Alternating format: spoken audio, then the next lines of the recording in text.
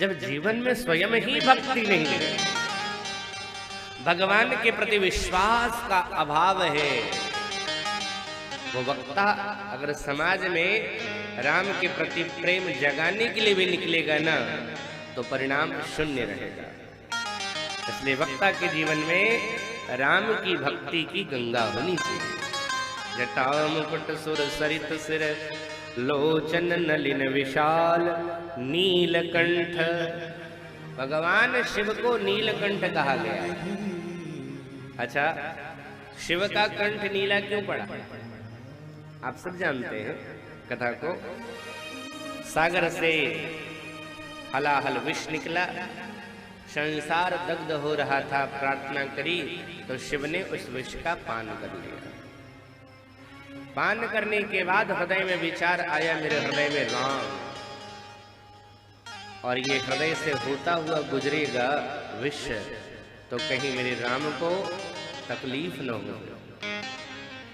बाहर करता हूं तो संसार जलता है, अंदर करता हूं तो मेरे राम तक ये ताप पहुंचती है। तो भगवान शिव ने न अंदर लिया न बाहर लिया, कंठ में ही रख लिया। और जब कंठ में रखा भगवान शिव ने उस जहर को, परिणाम स्वरूप वह कंठ नीला पड़ गया। इसलिए इनका नाम पड़ा नीलकंठ। अच्छा, आवाज कहां से निकलती है? कंठ से। जिसके गले में जहर भरा हो वो बोलेगा तो क्या बोलेगा? हमसे किसी ने पूछा, महाराष्ट्री, मैंने कहा क्या? बोले लोग इतनी जली जली बातें क्यों करते हैं? मैंने कहा क्या बताऊं, लेकिन मुझे एक बात लगता है कि लोग अपनी जीभ जला के रखते हैं, इसलिए जीभ से ही बात करते हैं तो जली जली बात निकलती है। और जीभ कब जलाई? बोले चाय पीते समय जलाई। तो जीभ तो पहले से जला रखा है और इसी जीभ से बोल रहे हैं तो जली जली बात तो निकलेगी ही। जिसके कंठ में जहर भरा हो वो बोलेगा तो क्या बोलेगा? जहर। लेकिन बाबा का देखना शब्द जब बोलते हैं तो करी प्रणाम राम ही त्रिपुरारी, और हरसि सुधासम गिरा उचारी। बोलते हैं बाबा तो अमृत के जैसा शब्द निकलता है साहब। वक्ता का जीवन भी ऐसा ही होना चाहिए। भले ही उसके जीवन में अपमान का जहर भरा हो, भले ही उसके जीवन में समस्याओं का जहर हो, लेकिन जब बोले मंच से ना या समाज में जब बोले तो अपने जीवन की समस्याओं का, उस जहर का उल्लेख न करे, बल्कि जब भी बोले संसार के हित के लिए अमृत के समान शब्द बोले। साहब, इस व्यासपीठ पर बैठना इतना आसान नहीं है। बहुत कुछ समझना पड़ता है, बहुत कुछ झेलना पड़ता है, और इस पीठ की एक मर्यादा है, उसका पालन जो करता है उसको ही ये पीठ मर्यादित कर सकती है। जो इस पीठ की मर्यादा नहीं करते ना, उसको ये पीठ भी मर्यादित नहीं रखती है। कहीं भी आप हो, आप जिस जगह पर हो उस जगह की मर्यादा नहीं करोगे ना, तो वो जगह आपको भी मर्यादा नहीं देगी। इसलिए पहले मर्यादित होना सीखिए।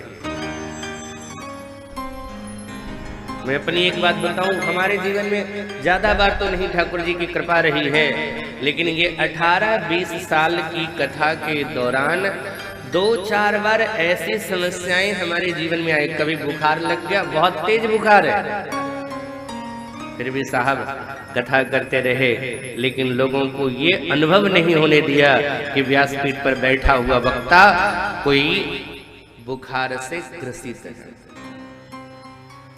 सिर दर्द हो रहा है, भयंकर दर्द हो रहा है, लेकिन चेहरे पर वही मुस्कुराहट, शब्दों में वही ओज, वही तेज, वही बात। तो जीवन भले ही जहर के जैसा हो, लेकिन जब समाज में वो बोले ना तो अपने जीवन का जहर नहीं, अपने जीवन का विष नहीं निकाले, बल्कि समाज को जब उसे देना हो तो सिर्फ और सिर्फ अमृत दे, अमृत के अलावा कुछ और नहीं देना चाहिए वक्ता। नीलकंठ लावण्य निधि सोहबाल विधुभाल। अच्छा, भगवान शिव के माथे पर जो चंद्रमा है वो कौन सा चंद्रमा है? देखो एक बात मैं बताऊं, शिव का कितना प्रभाव है साहब। अच्छा एक बात आप मुझे बताओ, जो आपके सामने रोज अपना चेहरा बदल बदल करके मिले, आप उस पर कभी विश्वास करोगे? आज कुछ और है, कल कुछ और है, अगले दिन कुछ और है, उस पर आप कभी विश्वास नहीं करोगे। लेकिन जरा इस चंद्रमा को देखो, ये कैसा है? रोज अपनी शकल में रहता है, रोज बदलता रहता है। आज जो है वो कल नहीं, जो कल है वो अगले दिन नहीं, रोज अपनी शक्ल को बदलता रहता है। फिर भी उस चंद्रमा को लोग प्रणाम करते हैं। क्यों? बाबा ने प्रारंभ के बालकांड में कहा है, भवानी शंकरो वंदे श्रद्धा विश्वास रूपिणो याभ्याम विना न पश्यन्ति सिद्धा स्वान्तस्तमीश्वरम् वंदे बोधमयं नित्यं गुरुं शंकर रूपिणं यमाश्रितो हि वक्रोऽपि चंद्रः सर्वत्र वंद्यते। वो टेढ़ा चंद्रमा भी जिसके आश्रित हो जाने पर वंदन करने योग्य हो जाता है। जिस पर कोई विश्वास नहीं करता है साहब, जो कभी अपने स्वरूप में लोगों के सामने नहीं दिखता है, लोग उस चंद्रमा को भी प्रणाम करने लगते हैं। एक महात्मा गए किसी के घर में, देखा घर को, घर के मालिक ने कहा, गुरुदेव सब आपकी कृपा से बढ़िया है, 4 पुत्र हैं, एक बेटा डॉक्टर है, एक इंजीनियर है, एक अधिकारी है, लेकिन ये चौथा है बड़ा नालायक है, पढ़ता नहीं है, शिकायत बहुत आती रहती है। गांव में इतनी शिकायतें आ गई है कि चलना फिरना, लोगों से मिलना मुश्किल हो गया है। पता नहीं कौन पाप किया जो ये बेटा हो गया। बाकी 3 तो अच्छे हैं, ये बिल्कुल नालायक है। गुरुजी ने कहा तेरे काम का नहीं है? बोले नहीं। बताया तो पता नहीं कौन पाप था जो ये बेटा मिला, बाकी 3 तो बड़े अच्छे। ये गुरुजी बोले जब तेरे लिए नालायक है तो दे दे मुझे, ले जाओ गुरुजी, शायद तुम्हारे यहाँ सुधर जाएगी। अब गुरुजी लेकर के चले गए। जो संसार में नालायक था, जिसकी शिकायतें रोज आती थी, अब वो गुरुजी के पास पहुंच गया, गुरुजी के सानिध्य में रहने लगा। रहते रहते रहते रहते कुछ वर्षों के बाद जब समाज में आया ना, तो उसी को लोग प्रणाम करने लगे और कहने लगे वाह कितना बढ़िया साधु है। अरे ये तो जगत गुरु हो गया है। जो घर में नालायक था, किसी काम का नहीं था, वही महात्मा के पास पहुंचा, महात्मा के चरणों में रहा, महात्माओं के आश्रित हो गया। तो वही जब समाज में आया तो वो जो लायक बेटे थे, डॉक्टर, इंजीनियर और अधिकारी, वो सब इस नालायक को ही प्रणाम करने लगे। क्यों? क्योंकि अब गुरु जी के पास जाकर के गुरु ने इसे परिष्कृत करके एक सुंदर उपहार के रूप में संसार को दिया।